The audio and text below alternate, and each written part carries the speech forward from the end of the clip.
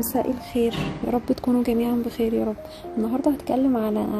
حاجة في العلاقات بتسبب لك استبصار، وده مش كل العلاقات طبعا بيحصل فيها كده.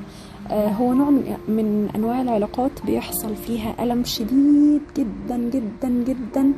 لدرجة ان انت بتبقى يعني في ناس في العلاقات دي بتوصل لمراحل صعبة جدا، يوصل ان هو يغير اللايف ستايل حياته كلها عشان يتخلص من الألم، يوصل ان هو يجرب حاجات مش متعود عليها وحاجات غريبة وحاجات عارف ان هي غلط علشان بيبقى هدفه ان هو يتخلص من الألم، يوصل ان هو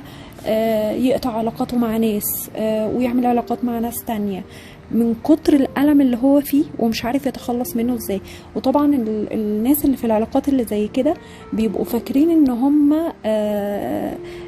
الطرف التاني هو السبب في الوجع والألم اللي هم فيه ده، لكن اللي انا هقوله لكم بقى ويمكن يكون صادم لبعض الناس، انه الطرف التاني ده اللي عمل فيك كل الحاجات الوحشة وكل الأذى اللي انت شايفه ده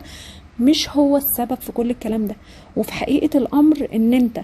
جواك حاجات محتاجة تتصلح وانت مش واخد بالك منها، فبيظهر لك الطرف التاني ده يعلمك او بينعكس